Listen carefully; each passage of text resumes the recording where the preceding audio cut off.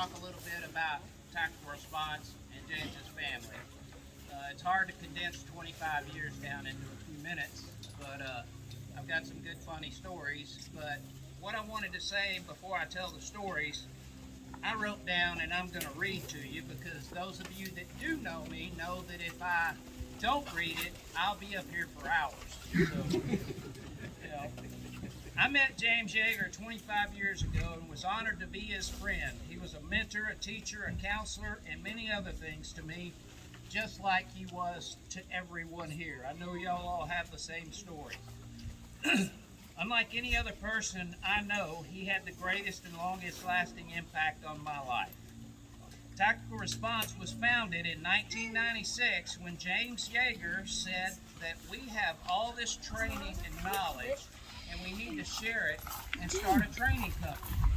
Our first range and classroom was a gravel pit in Big Sandy.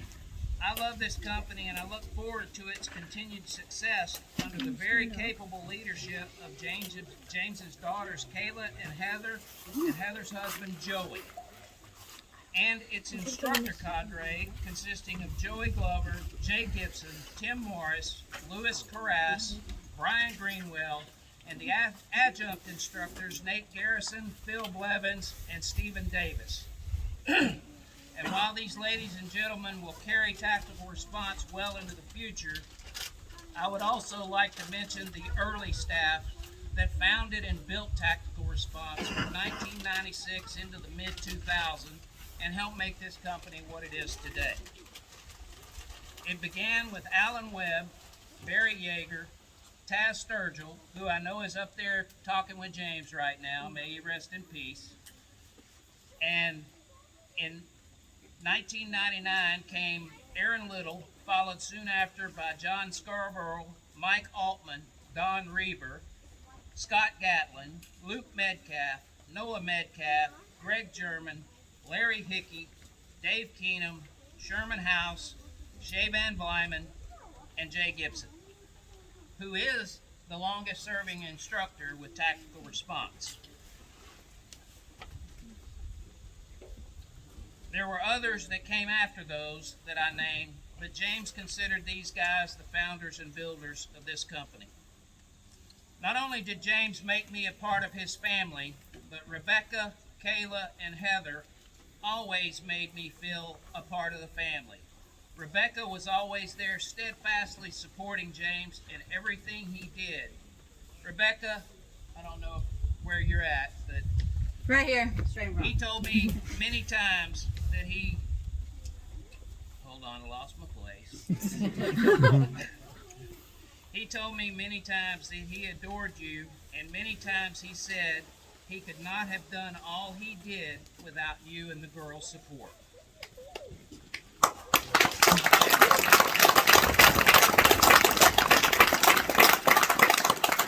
As I watched Kayla and Heather grow from little girls into the very fine young women that they have become, I remember Heather as a quiet young girl, and I noticed that whenever a group was together and James was talking, Heather was always nearby, and she seemed to be talking and learning everything she heard. As a child, she could readily repeat James's best sayings and could readily quote him on many subjects. And Kayla, well, y'all all know Kayla. She hasn't changed a bit. You know, the Kayla you see today is exactly the way she was as a little girl. Some of my fondest memories of Kayla as a child were watching her at 8 or 9 years old tap on grown men's shoulders and say, "I bet I could choke you out." Most laughed and said, "Sure, little girl," but what they didn't know was that James offered Kayla a standing $20 bounty for every grown man that she could choke out. What I do know is that Kayla made a lot of money, and I saw many grown men passed out on the team room floor. Those were some really good stories and good times, but I've got a few funny stories. I call this the James Yeager story. We were at a gun show in Jackson, and you remember the Casper folder knife made by CRKT that James did the video on early on. Said this was the best knife you could get. Well, we went to the gun show and I was looking for one of those knives, and I walked up to this table and the guy had several of them there, and I picked one up and the guy looked at me and he said, I don't know if you know who James Yeager is, but he said he recommends this knife as the best knife out there. And so I said, well, I came here to get one of those knives, and about that time James had caught up to me and he was standing next to me, and I looked at the guy. I said, sir, have you ever met James Yeager? And the guy jumped up, his chair went flying, and he said, the James Yeager? And I mean, he went on, and you know, James was almost a little embarrassed over this, but that was my the James Yeager story. I was, like Barry, I worked as a reserve at the Big Sandy Police Department, and one night we got a call to a house where this runaway had run away from Maryland, and she had met her boyfriend online in Big Sandy and came down to be with him. And she was 17 years old, and her parents wanted her back. So we went, knocked on the door, went in, and we told them what they were here for. Well, this girl immediately started cussing, you know, I'm not going anywhere with you.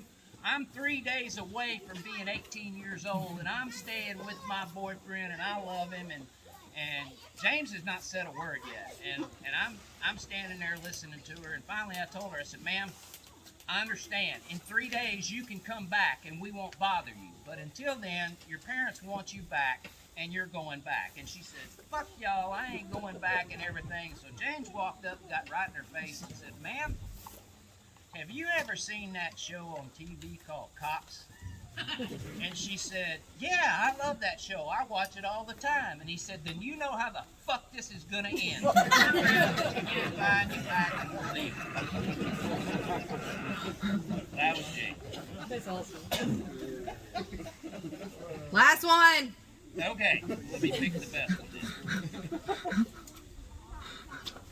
I posted the one about the sheriff calling us in, so y'all all seen that one. But back in 2004 or 5, I woke up and my whole face was swelled up. Went to the doctor. I had an infection, so they put me in the hospital and told me that I was going to be there for a few days on antibiotics. And Yeager called me every single day. And on Thursday, he called me and he said, I told him, I said, they're letting me out at 10 o'clock in the morning. He said, I'll be there to get you. And so I said, look, you're doing a contractor class, and I know you got a final exercise. Don't worry about it. He said, Tracy, shut up. I will be there to get you. So I'm thinking he's got capable staff. They can handle it. So I'm sitting there, and about 10 o'clock, in walks James and 4 other guys, full gear, hand on their guns. I mean, fully kitted out.